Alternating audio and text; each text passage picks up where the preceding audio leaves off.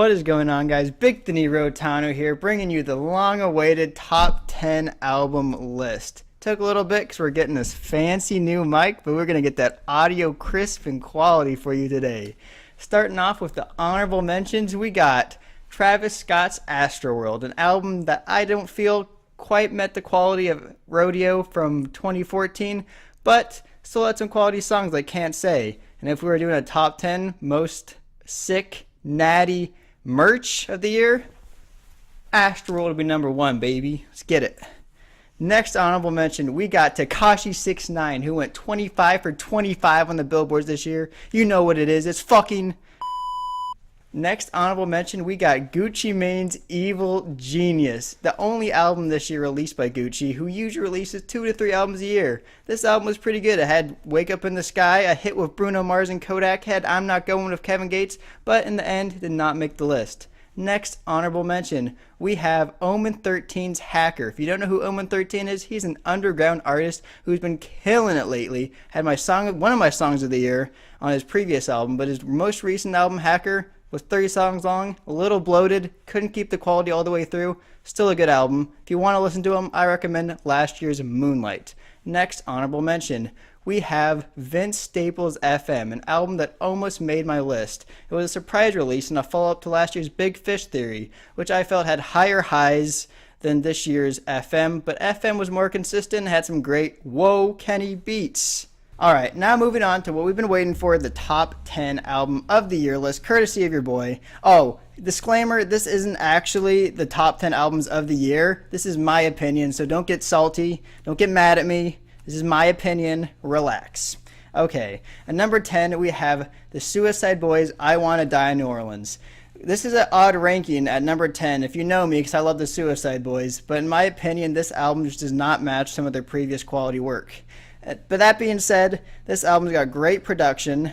If you don't know, the Suicide Boys is a duo comprised of Scrim and his cousin Ruby. Scrim is the producer, and he worked hella hard making some dank beats, some great samples, and it's some good shit. It's got the best production quality of the year.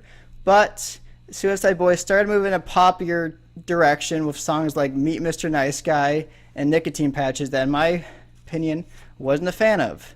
If you want some good Suicide Boys, I recommend Dirty Nasty Suicide, Dirty Nastier Suicide, and Kill Yourself Part 11. My favorite song on the album was Coma, and this is a snippet.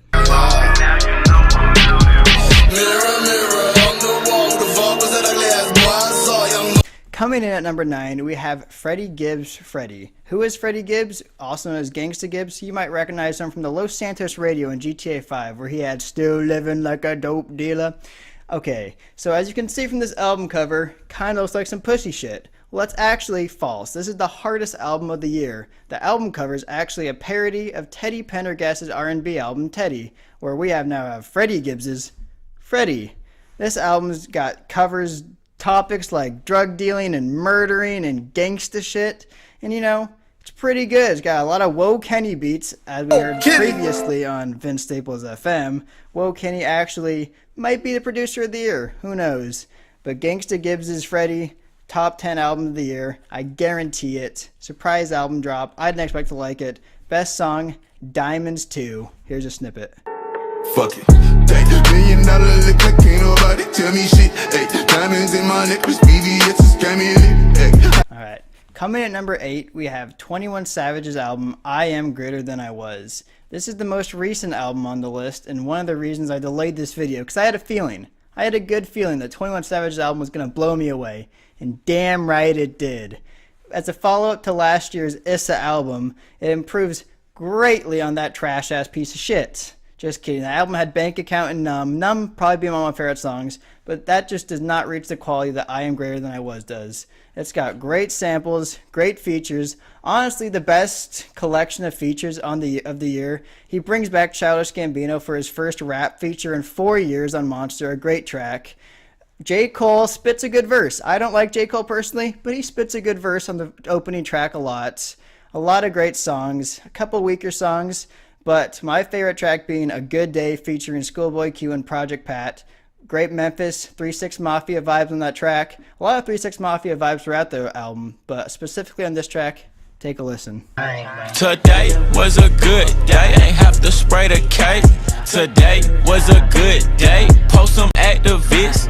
Alright, coming number 7, I am stoked to bring you Ski Mask the Slump God's Stokely, an album that honestly shocked me how good it was. Because I don't know if you guys know this, earlier this year he released the Book of Eli, a complete disaster. That album, woo, it had like a song on it called Nation that was supposed to be like the greatest track ever. It got released with some weird like white teenagers verse on it. Shit was trash. Here's a snippet of it. I don't know what that was. I'm on your bedside like nationwide on me. It's some weed and a slot on me. Go to the. But then Ski Mask surprised us all, followed up with Stokely, one of the greatest albums of the year. Has a great track run from Nuketown to La La to Foot Fungus. All 3 of those songs amazing. My opinion, the best song is Far Gone. If you haven't listened to Ski Mask before, he's got funny flows, weird lyrics, this shit like, I'm harder than a pepper, no mint. Let's make a deal, Rumpelstiltskin. Y'all, let's make a good Ski Mask impersonation. And so my favorite track's Far Gone, Lil Baby. Take a listen. How you feeling, hey? Can you feel it, hey? I've been lost for days, stuck in my brain. Coming at number 6 is 03 Greedo's God Level. If you don't know who 03 Greedo is, he's a West Coast rapper who unfortunately is going to be going to jail for a long ass time because he was caught smuggling meth in Texas. But that's okay, because before he was arrested, he got to release God Level, which is one of the best albums of the year. This album was my first introduction to 03 Greedo, and honestly, fell in love instantly. This album showcases a great variety of different talents, from pop to trap to straight up bangers like Buckhead. And this album's got everything, in my opinion. Honestly, it's 30 tracks long, and it's able to keep the consistent quality throughout, unlike Omen 13's Hacker. One of the best tracks on this album is Fortnite. And you're saying like, whoa, would you name the song Fortnite? 03 Greedo is the only dude that can make a song called Fortnite and not make it corny as hell. It features Rach the Kid, and here is a snippet for you guys to enjoy. Just last week I was mentioning the force, bitch. Young street nigga trying to make another fortune. With my daughter playing Fortnite, PS4, bitch. Alright, coming in at number 5 is Kids See Ghosts by Kids See Ghosts, a collective or a duo of Kanye West and Kid Cudi. See, when I first heard Kanye was going to release all these 7-song albums, I'm like, these are going to be alright, I guess. But when I saw he was going to release one of Kid Cudi, I got super hyped. And when I finally listened to Kids See Ghosts on that Twitch live stream shit, I don't know if you guys heard that, but it was kind of cool. He like live streamed it and like a party in LA.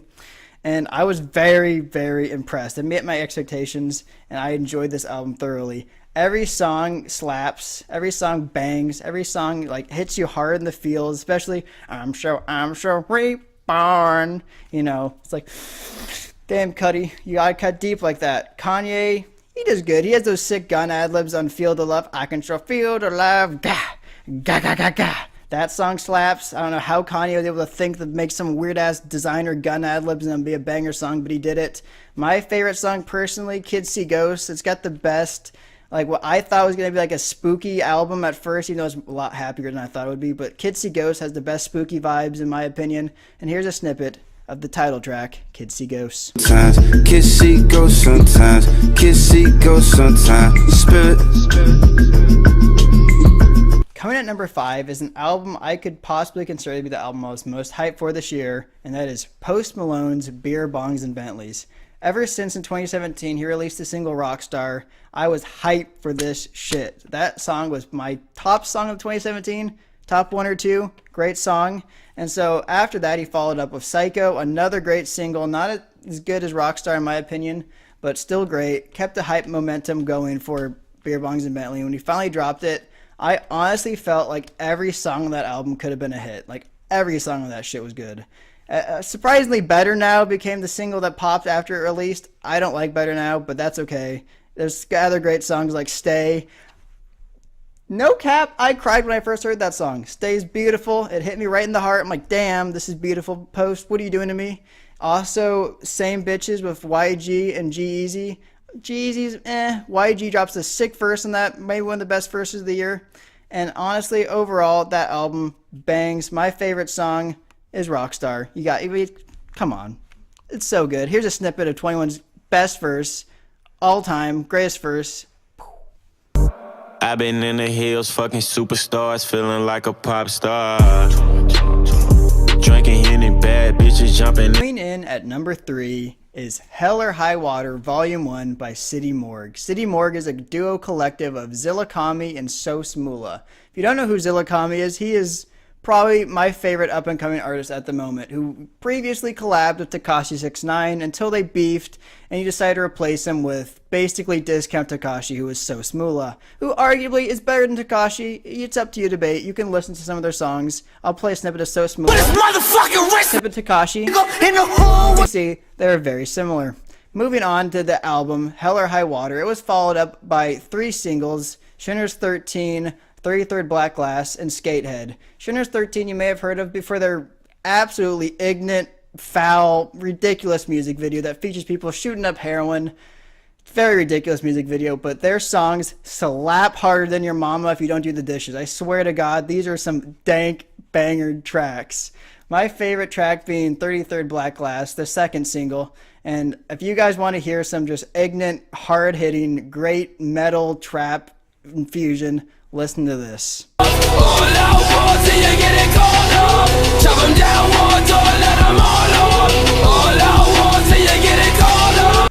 Coming in at number 2, we have Metro Boomin's Not All Heroes Wear Capes, the debut album from producer, mega hit star, releasing tracks every time he releases one. It's a hit, Metro Boomin. And he released his first long album kind of in the same vein as Mike Will Made It's albums, where he has a bunch of rap stars feature on his tracks. And this was Metro Boomin's first foray into the album world. It has features from 21 Savage, Travis Scott, Sway Lee, many great artists, all combining to make some great hits. 10 Freaky Girls on a Yacht, Don't Come Out the House, 'Cause the Gang Outside. Another great trick where we got some ASMR from 21 Savage. And my personal favorite, No More, featuring Travis Scott, Kodak, and 21 Savage. Here's a snippet. I got the great honor to see this album live, where Sway Lee came out and produced some hits. 21 Savage didn't come out, but that's okay. We can forgive him. He was probably murdering people. Here we go. No More. We're still booming. I just pull till I can't pull no more. I slow down, but it ain't slow no more. We've made it. We've gone through the list. We finally have reached my top album of the year. I'm sure you all know what it is. This album was not bloated, was the perfect amount of tracks, absolutely no filler. That's right. Coming at number 1 is Drake's Scorpion. God damn, what an album that was. Fuck that shit. Get out of here. You know what it is. It's Denzel Curry's Taboo, the greatest album of the year. No cap. Some of the greatest songs ever produced by man was Denzel Curry this year on Taboo. He had hits like Sumo, Fuck Too Big Day Sumo. Yeah. He had Cloud Cobain, Suicidal Thoughts, Call It Kurt Cobain. So many hits. So many hits, dude. He had a great theme too. He went from the light area of his mind to the gray area of his mind to the dark area of his mind. It was kind of spotty because he had Sumo in the light area, and if Sumo's like the light area of Denzel's mind, he got a messed up mind, but that's okay. We love him. Denzel Curry. And coming in at my favorite song off the album, the favorite song of my top album of the year, we have Vengeance, a song featuring JPEG Mafia and Zillakami, who was previously at number 3 on the list. This song slaps. It slaps so hard. It slaps harder than your mama when you don't do the dishes, when you don't mow the lawn, when you don't take out the trash, when you don't do any of your chores. Your mama will slap you like that. That's what this song does to you. This song got the best feature of the year in my opinion, Zillakami's verse. And here's a snippet.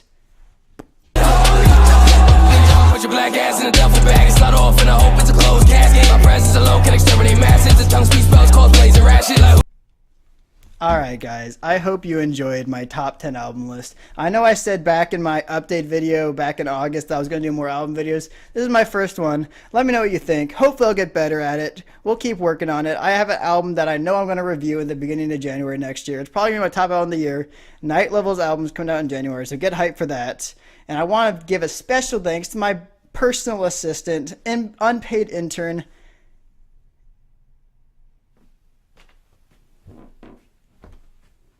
see you guys in 2019. Peace. For my life, can't say that, girl. Don't tell me you could say that shit. All she want is payback for the way I always play that shit.